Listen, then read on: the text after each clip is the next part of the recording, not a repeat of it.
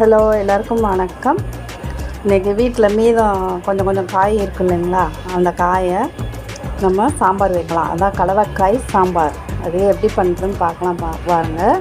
1 cup துவரம்பருப்பு நல்லா வேக வச்சுருக்கேன், கொலைய வேக வச்சுருக்கேன். அப்புறம் எங்கள் வீட்டில் என்னென்ன காய் மீந்தது சொல்லட்டுமா? கோவக்காய் கொஞ்சம் மீந்தது, அப்புறம் அவரைக்காய், அப்புறம் இந்த பீன்ஸ் பயிறு, காராமணி பீன்ஸாக, இது என்ன பீன்ஸ் தெரியல, பீன்ஸ் பயிர் இது.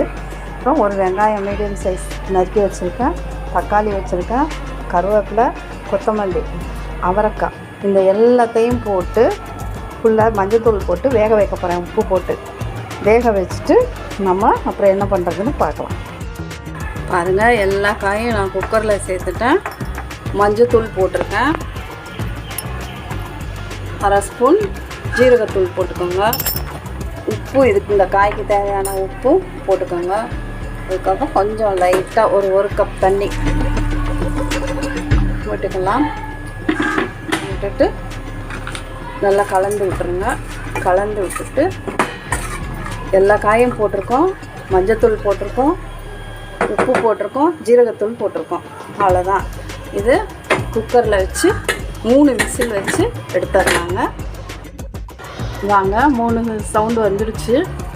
வந்தோடனே ஸ்டீம் போன உடனே காய்கறி வெந்துருச்சா பார்க்கலாம். நல்லாவே வெந்திருக்கோம் பார்த்தீங்களா, நல்லா வெந்திருக்குறாங்க காய். இப்போ இதில் 1.5 ஸ்பூனு பாருங்கள், 1.5 ஸ்பூன் சாம்பார் தூள். நான் வீட்டில் அரைச்ச சாம்பார் தூள் தான் போடுறேன். ரொம்ப இதுவாக இருக்கும், எனக்கு காரம் ஜாஸ்தியாக இருக்கும், அதனால் 1.5 ஸ்பூன் தான் போடுறேன். போட்டு அதுலேயே புளி தண்ணி விடணும். நம்ம சாப்பாட்டுக்கு ஊற்றி சாப்பிட்ற சாம்பாராக இருந்தால் புளி தண்ணி விடணும், டிஃபன் சாம்பாராக இருந்தால் புளி தண்ணி விடக்கூடாது. இதுதான் வித்தியாசம் டிஃபன் சாம்பாருக்கும் நம்ம சாப்பாட்டுக்கு ஊற்றுற சாம்பாருக்கும். அதனால் ஒரு 1.5 ஸ்பூனு புளி தண்ணி ஊற்றிட்டேன். ஆல்ரெடி நம்ம உப்பு போட்டு தான் வேக வச்சுருக்கோம்.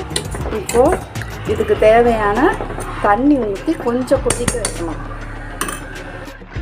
பாருங்கள், எனக்கு இந்த அளவு தண்ணி இருந்தால் போதும், அதனால் நான் சேர்த்துருக்கேன். நீங்கள் உங்கள் குடும்பத்துக்கு தகுந்த மாதிரி, நீங்கள் பருப்பு வேக வைப்பீங்க இல்லைங்களா, அதுக்கு தகுந்த மாதிரி, குழம்புக்கு தகுந்த மாதிரி போட்டுக்கோங்க. நாங்கள் 4 பேருனால இவ்வளோ இது போடுறோம் எங்களுக்கு. பாருங்கள், இப்போது இதில் புளி தண்ணி, அந்த சாம்பார் தூள் போட்டிருக்கோம், அந்த பச்சை வாசனை போன உடனே நம்ம வெந்த பருப்பு சேர்க்கணும். பாருங்கள், கிட்டத்தட்ட ஒரு 3 to 4 நிமிஷம் கொதிச்சிச்சு, பச்சை வாசனைலாம் அடங்கிடுச்சு.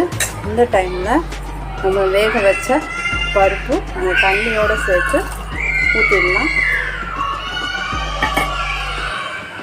ஊற்றிட்டு கலந்துட்டு, இன்னும் கொஞ்சம் தண்ணி தேவைப்படுது பாருங்கள், ரொம்ப திக்காக இருக்குதுங்களா, இன்னும் கொஞ்சம் தண்ணி தேவைப்படுது, ஊற்றிக்கலாம். உப்பு செக் பண்ணி பாருங்கள், கொதி வந்துடுச்சு. இப்போ கொத்தமல்லி போட்டுட்டு ஸ்டவ்வை ஆஃப் பண்ணிட்டேன். இப்போது இதுக்கு ஒரு தாளிப்பு கொடுத்துடலாம்.